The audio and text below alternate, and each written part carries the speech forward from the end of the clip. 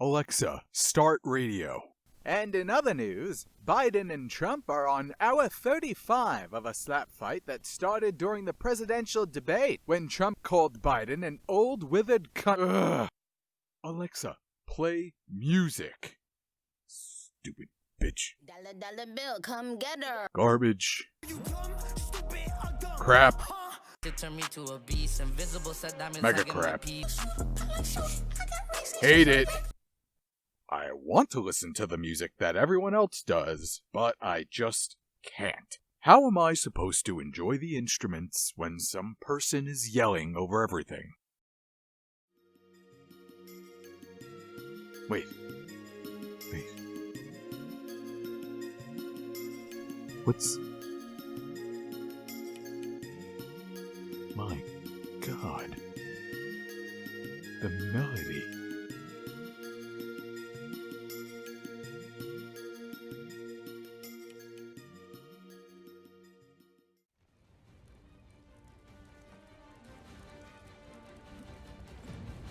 Oh, God! The epicness!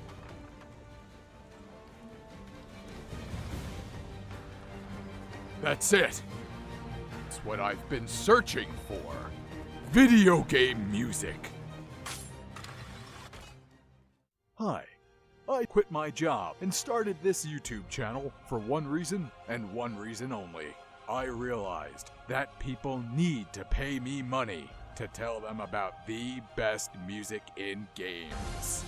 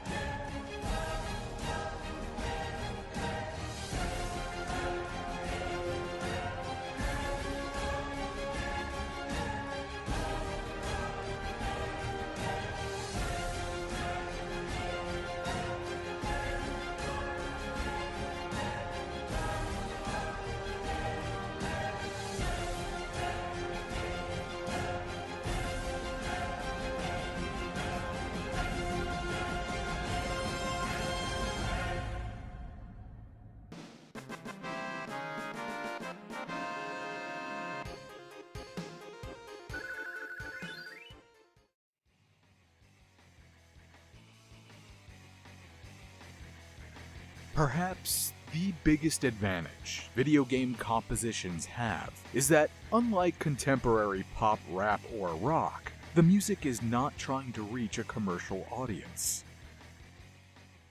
Imagine you are a musician, one of the best there is at arranging compositions using nearly every instrument at your disposal. But when you try to create a piece that gives room for several different motifs to breathe, all within the same song, you can't. People do not want to nod quietly along with the chiming, slow, somber, and wistful instrumental. They want to get something fun, catchy, and quick so they can enjoy it and move on to the next. The problem is that you need to cater to what sells if you want your band to succeed. What sells are shorter 2 to 3 minute songs. There is little room for experimentation. The motifs, hooks, and riffs must also cater to the vocals in the bridge or the chorus. Your instruments are not the star. The vocals are. No matter how good you are, for the most part, you will simply not be able to flex your musical muscles if you want commercial success. But now, you enter video game land. A land free from the shackles of vocals and time constraints. A land where you are Nobuo Uematsu. A veteran video game music composer, you've already worked repeatedly with then Squaresoft on several of their titles, most infamously, the Final Fantasy series. And you've been pulled in to work on a game so grand and epic in scope that it boggles your mind. You're shown concept art, character models, story ideas, perhaps even early gameplay. And among the many things that you're shown is concept art of a desolate, windswept, ancient ruin. You're given a backstory. This was the land of an ancient people who tended the land and wielded fantastic magical powers. After a colossal clash with a being capable of causing a global cataclysm, nearly all of them were wiped out. Everything they built, everything they did, it has been lost. And what's worse is that, in a surprisingly prescient early nod to the mega-rich, oil companies, and global warming, the modern-day beings who have inherited the planet are actively destroying it. They're doing this by harvesting a type of energy, or fuel.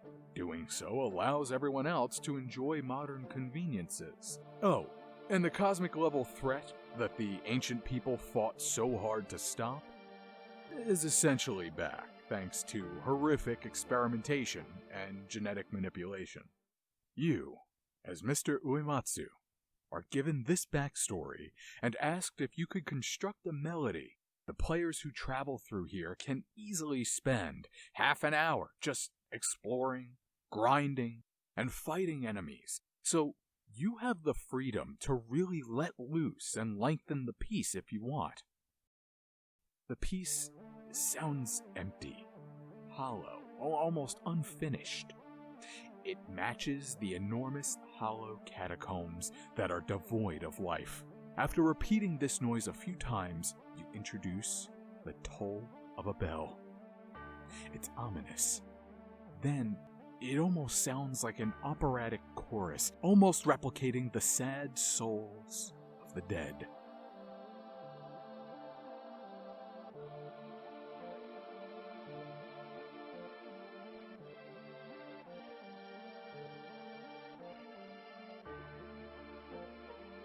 There is also a hint of mystery and exploration.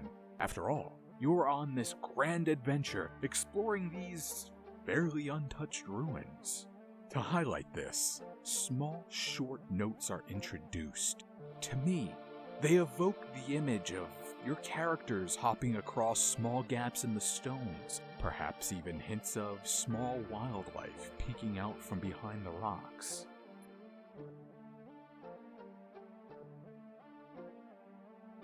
Finally, to capture that feeling of fantasy, a series of pleasant notes start rising and falling, all while the previous components of the song repeat and build onto one another.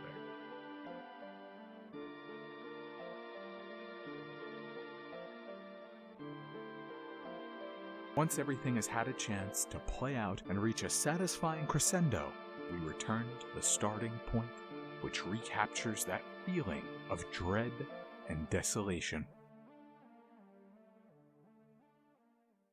It's a piece that captures so many moods and so many themes while spurring the imagination as you play the game. It's not something that would be perfect for radio play. It's perfect for this setting, and it's perfect for enhancing the experience. It takes a simple dungeon crawl on the way to story progression and turns it into this grand, if not also melancholic, adventure.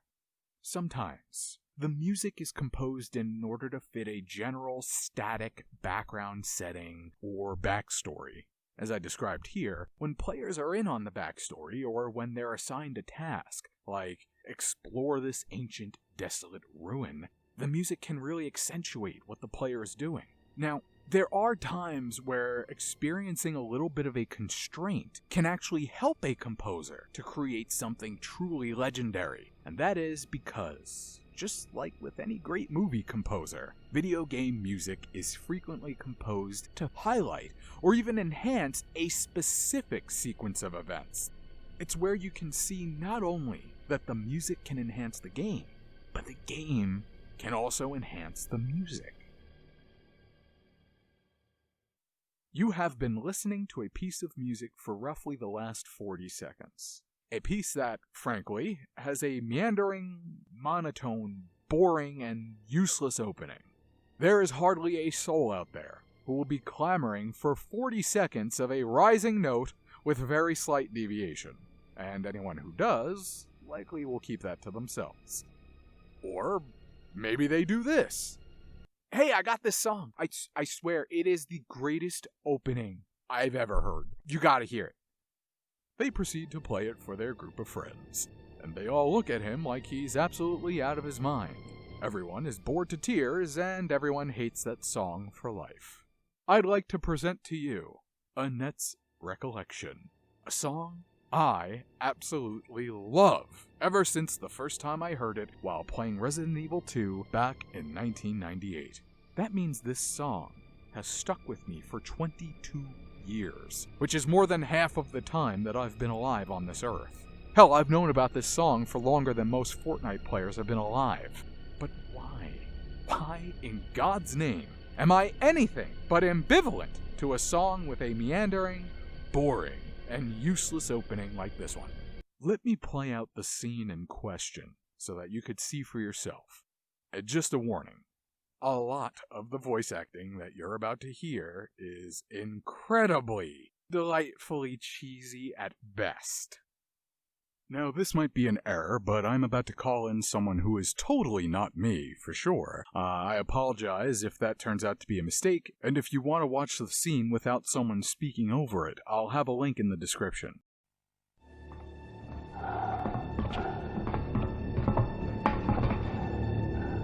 This way. It's sheer perfection. So right off the bat, you can hear that rising note. Obviously, that noise is accentuating the tension that is rising. We've got these two gentlemen who are on some kind of mission. Just to hammer that point over your head, you've got the creepy scientist, William Birkin, who is nearly orgasmic looking at his fluid. So these two gentlemen bust in, and William Birkin pulls the gun, and the music is about to reach this crescendo. So bam, just like that, it's rising, it's rising, it's rising. Now, if you're listening to that on the radio, you're going to be like, what the hell is this garbage? This is awful. This is 40 seconds of a noise just going, just, what am I listening to, a teapot? But when you're watching the scene, it makes all the sense in the world. It's an unintrusive noise that does just enough to accentuate that building tension that's going on in the scene. It's all you really need. You don't need some bombastic, epic music yet, but we're getting to that. So what is it that saves this piece? Let's see. My precious G-Virus. No one will ever take you away from me.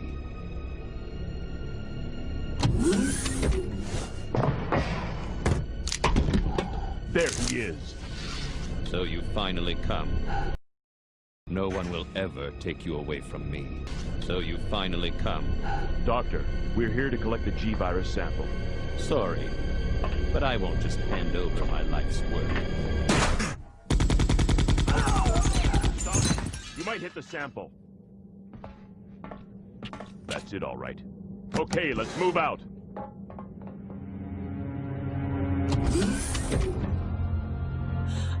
William. Oh, my. Hold on, darling.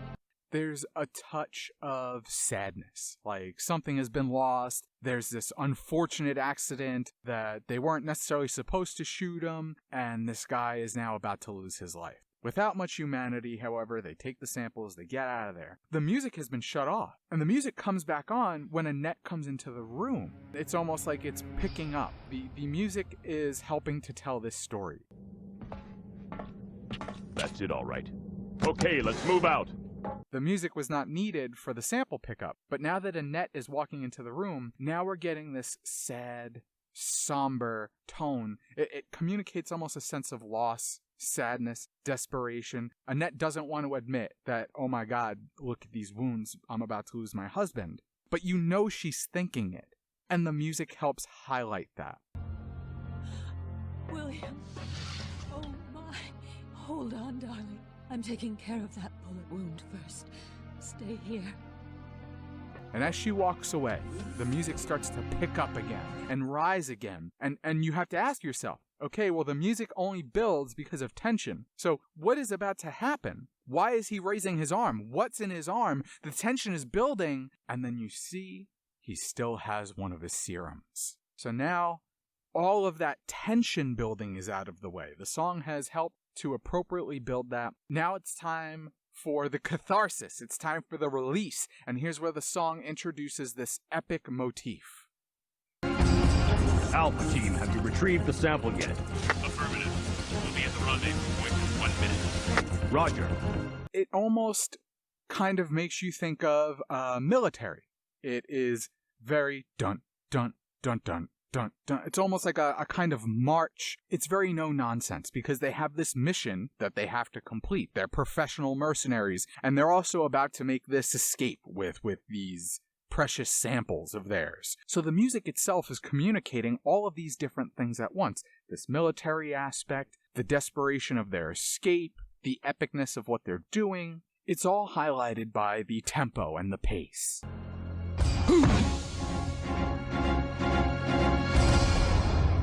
And then, of course, the music builds one more time as he takes the serum and plunges it into himself. Are you telling me that he injected the G-virus into his own body? The G-virus has the ability to revitalize cellular functions. So now the music introduces this operatic, gothic kind of chorus in the background. And it highlights this almost unholy thing that has just happened. And Claire expresses that when she asks that question. Are you telling me that he injected the G-virus into his own body? All of that between the voiceover and the music and the story that's being told, it helps communicate that something that's really inhumane and horrific has just occurred. But as that operatic chorus begins to tail off, you're anticipating that there's about to be another explosion of action. And here's where that militaristic motif comes back in. What was that? Something's wrong. Let's check it out. Over there! Shoot! Eat this, you freak! So that same militaristic motif is still there, but the music has been ratcheted up several notches so that it's a hell of a lot more desperate as these guys are fighting for their lives. I'm stopping it! What is this thing?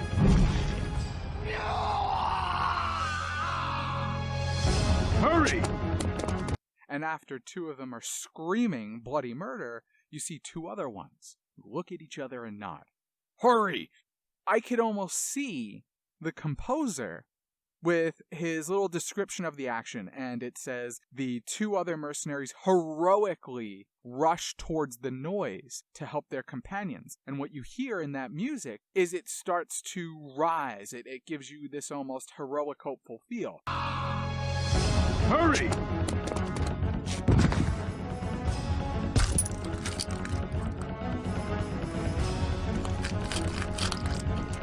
Now, the actual visual doesn't fully match that. It's just him stepping on a serum and then biting down on it as the two are rushing to get over there from off screen. But I could imagine that that's maybe part of why the music went there at that particular point. It was trying to highlight the heroic action of those two rushing over. Which, just the fact that they nod at each other and do that really manly, hurry! Like, that alone helps to justify the switch to a slightly more heroic sounding motif. A little bit of a trumpet noise. What is this thing? Fire! Fire! You son of a...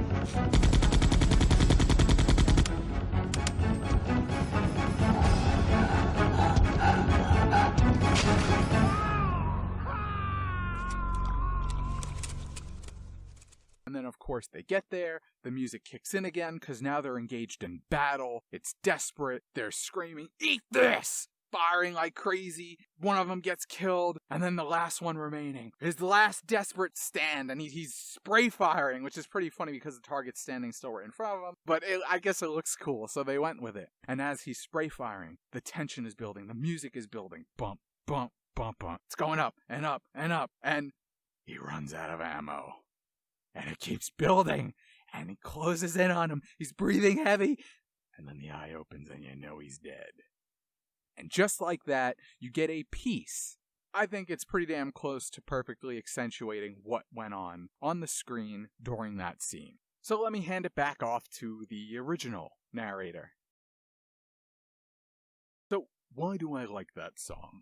It's because of how the song is rescued by an absolutely epic second half. And while the first half is certainly hardly more than noise when listened to on its own, when you partner it with the slow building tension and the visuals on screen, it actually becomes a welcome, if understated, addition to the scene.